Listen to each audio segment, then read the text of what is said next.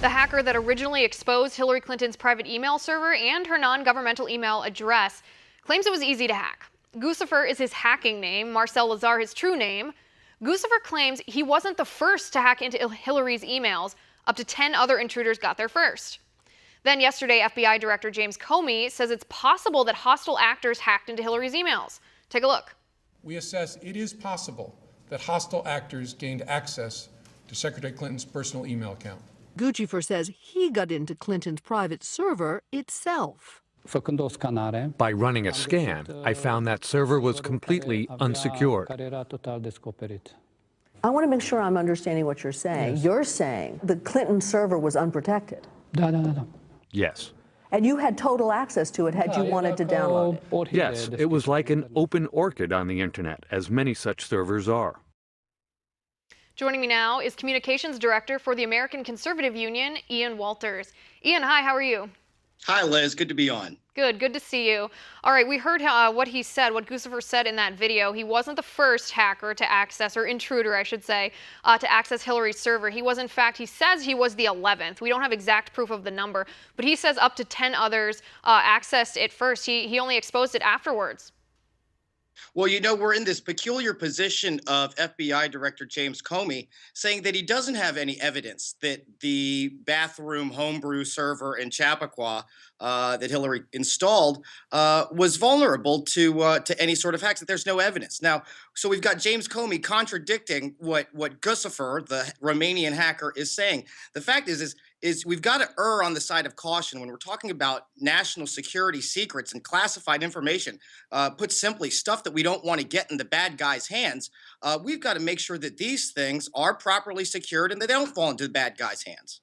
Right, and the thing is, Ian, the thing that sticks out to me here is the fact that the other 10, if there were 10, they didn't brag about it. That points to me, not to hackers who are trying to brag about their skills here, because hackers want to brag about their skills. That points to me to foreign governments who want ongoing access. So even when they intrude, even when they get access, they're going to keep quiet about it. They're not going to brag. Look, I'm not a hacker by any stretch of the imagination, Liz, but if I were a hacker, I would want to be a good hacker. And that would mean staying silent and not talking to news organizations about the information that I was able to hack. The problem with so many of these things here is that it's tough for Americans to know what the truth is. And so if it's foggy, if the waters get muddy, and in a political season like this one, you're going to see liberals and Democrats especially try to muddy the waters and say, hey, this wasn't that big a deal. The fact is that this is the safety of every American at stake, not just Republicans, not just Democrats, liberals, conservatives, black, white, men, women, whatever. The fact is that we're all in this together, and that when the bad guys come over here to our turf, they don't give a rat's you-know-what about the things that divide us. They're coming to attack Americans. Right, and going back to one thing you said, if I were a hacker, I would want to be a good one too, but I would want other people to know I was a good one. That's what hackers do. The only reason I would keep quiet is if I had ongoing motivation, and I would have ongoing motivation because I would want continued access to those classified emails that Hillary Clinton was sending and receiving that the FBI confirmed that she was in fact doing. FBI Director James Comey says it's possible that hostile actors, and he's not talking about hackers, he's talking about foreign governments. It's possible that hostile hackers or actors access this. What are they going to do with the information? Look, I don't know. The fact is that Americans, that we as a nation have enemies, whether it be Kim Jong-il in North Korea, whether it be the bad guys out in the Middle East, that there are a lot of people on this planet who would seek to do harm to innocent Americans, and to not do everything that you can to make sure that this kind of information, Defense Department information, Secretary of State information, military, all sorts of infrastructure. Where are the nuke codes and whatnot? We want to make sure that these things are in the hands of the good guys. Unfortunately, because of the malfeasance that we've seen over this email gate, we have to presume that they're in the hands of the bad guys. We have to presume that Kim Jong-un is able to see all of the stuff that we wouldn't like him to see, and that puts us at a very bad disadvantage.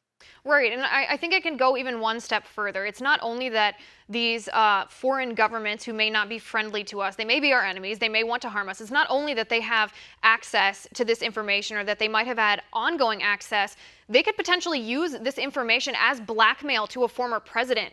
Ian, that in and of itself should disqualify anybody who's in that position from being the president. Well, that would be the point. Just holding on to information is one level of influence, but using that information to leverage the person that you've stolen the information from, that's the real point of this thing, is to affect a person with power, affect the decisions they make, affect their behavior, affect the way that they will choose and decide and use their power to affect the issues that are important to you. Right, and I think as voters, you and I, Ian, all the people that are watching this, all the American people, how can we trust Hillary again with classified information if she were president? Our lives are at stake here. How can we trust her again with classified information when the FBI said that she mishandled this classified information? Liz, let me take it one step further. It's not that the American people can't trust Hillary Clinton with classified information. It's that they can't trust Hillary Clinton. There are so many lies that she's told to cover up what was a mistake of her own making. One, that there wasn't a server. Two, that it was secure. Three, that these were all work-related emails. I wanted it all on one device. Oh, I only had one device.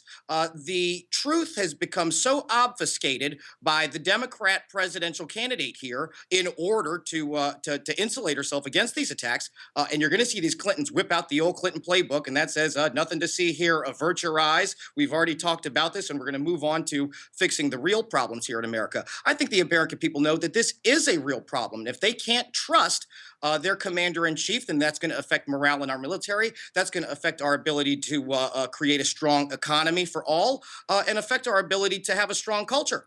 Right, you're absolutely right. You're 100% right. I couldn't say it better. Even if Democrats, liberals agree with Hillary Clinton's policies, I think a lot of people, there's a reason, Ian, that 2/3 of the American people don't trust Hillary Clinton. Even if you agree with her policy, you see these lies, you see her corruption. Nobody wants that in a president, regardless of what their politics are. Republican, Democrat, it doesn't matter. No one wants a corrupt president who thinks she's above the law, and that would be the case with Hillary Clinton. Ian, we are out of time, but thanks so much for being here. Up next, Speaker of the House Paul Ryan asks the Director of National Intelligence to deny Hillary Clinton access to classified information. Anthony Tull is here next.